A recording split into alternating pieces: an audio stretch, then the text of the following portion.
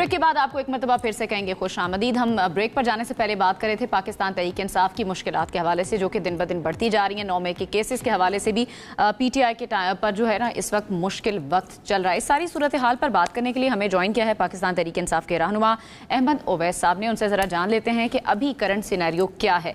Ahmad Owais साहब, बहुत बहुत शुक्रिया आपने हमें ज्वाइन किया। सबसे पहले तो ये बताएं कि कौमी असम्बली में जो हंगामा हराई हुई है, आपकी नज़र में क्या वजह है इसकी, इसके पीछे क्या रीज़न है? देखिए, ये एक अजीब किस्म की टेंशन है जो डेवलप हो चुकी है, जो कि एक हेल्दी एटीट्यूड नहीं है किसी भी एतबार से जमहूरियत का। क्योंकि मुल्क में प्रैक्टिकली जब आइन को आप उठा के एक तरफ फेंक दें और उसकी वो कदर मंजरत ना रहे तो फिर रूल ऑफ लॉ भी खत्म हो जाता है। ये सूरत हाल से हम दो चार हैं इस वक्त, और ये खतरनाक सूरत हाल है। इसकी वजह से बड़ा नुकसान पाकिस्तान को, हमारी जमहूरियत को, हमारे आइन को और रूल ऑफ लॉ के उस तस्वर को है। इसलिए हमें बुनियाद को दुरुस्त करना पड़ेगा।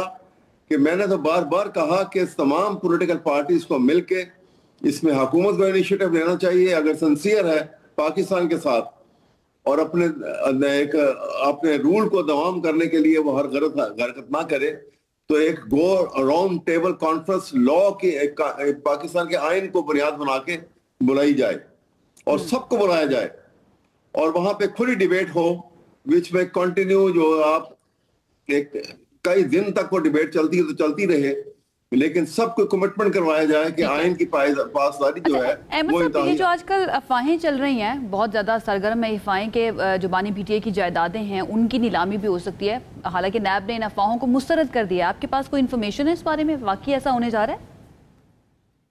बिल्कुल गलत है। देखिए, ये बिल्कुल गैर आईनी है, गैर कानूनी है, अगेंस्ट दी फंडामेंटल राइट्स है। अव्वल तो कोई फैसला हुआ, अब फैसले की अपील जब हो जाती है तो अपील को कहा जाता है कि ये तसलसल है ट्रायल का। अब अपील का जब तक फैसला नहीं होता, ये किसी प्रॉपर्टी को हाथ ही नहीं लगाना चाहिए इनको, और वहां पे अपील की समाअत नहीं कर रहे हैं, उसकी वो सस्पेंशन और सेंटेंस की दरखास्त नहीं हुई है। समाअत होगी तो उसके ऊपर फैसला होगा और वो स्टे ऑर्डर इशू होगा।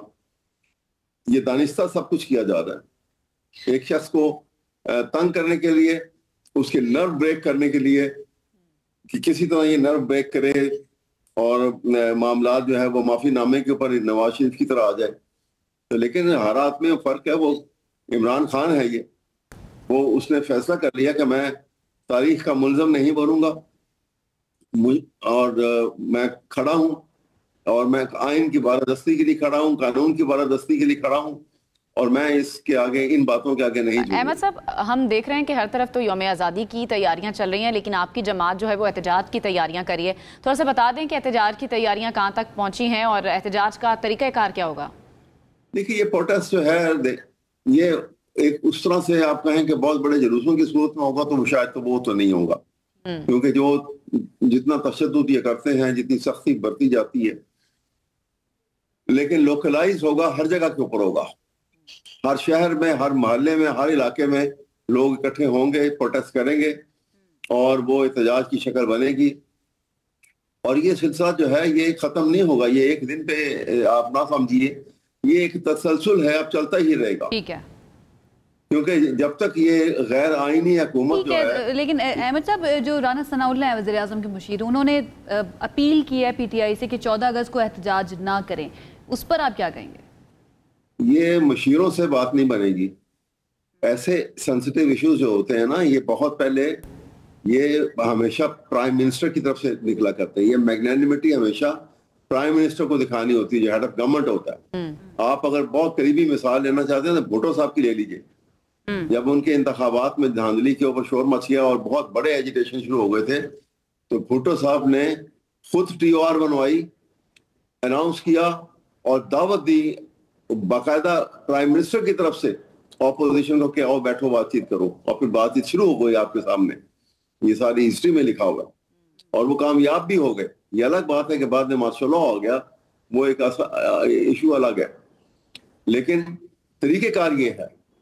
ये साइड से कभी कोई लॉ मिनिस्टर उठ के कोई असेंबली में एक सेंटेंस बोल दे, कभी कोई मशीर ऐसी बात कर देती, ये तो ना वाली बात है ना, ये तो सिर्फ एक अपने जैसे पंजाबी में कहते हैं गोंगलों तो मिट्टी झाड़न दी गल है, ये तो वो कैफियत है। इसको सीरियसनेस जो है लिया इसलिए नहीं जा रहा कि हुकूमत खाइफ है कि इमरान खान किसी नतीजे में अगर बाहर आ गए तो फिर उनकी अहमद साहब, अब पार्टी के सीनियर रहनुमा शाह महमूद कुरैशी एक के बाद एक केस में बरी होते जा रहे हैं। आपको क्या लग रहा है कि आने वाले दिनों में वो दोबारा से सियासत में इन हो जाएंगे? हाँ, यकीनन आएंगे। बाहर अगर आ रहे हैं, अगर उनको जमानत भी हो गई है उनकी, तो अगर वो आ जाते हैं एज ए फ्री मैन, तो फिर यकीनन पार्टी की क़यादत इमरान खान की अदम मौजूदगी में वो संभालनी भी चाहिए उनको। और वो बड़े सीजन पॉलिटिशियन हैं, बहुत सारे मामलात को समझते हैं, बहुत सारे उन्होंने उतार चढ़ाव सियासत के देखे हुए हैं, मार्शल लॉ के ज़माने के भी और मार्शल लॉ के अलावा भी। इसलिए उस तजर्बे की रोशनी में जो उनके फैसले हैं वो बेहतर हो सकते हैं। ठीक है। और उसमें नेगोशिएशन की टेबल के ऊपर भी बातचीत जो है अच्छे अंदाज में की जा सकती है, और जो प्रोटेस्ट हैं वो भी ज्यादा ऑर्गेनाइज तरीके के साथ मुमकिन है। तो मेरा ख्याल में वन शुड होप। ठीक है, चलिए लेट्स वेट एंड वॉच कि अगर वो अहम किरदार बाहर निकलकर शाह महमूद कुरैशी साहब अदा करते हैं सियासत में या नहीं करते, स्पेशली पीटीआई के लिए। लेकिन एक बात जो आपने की अहमद उवैस साहब, वो बहुत आयरॉनिक थी मेरे लिए, क्योंकि हमें याद है पीटीआई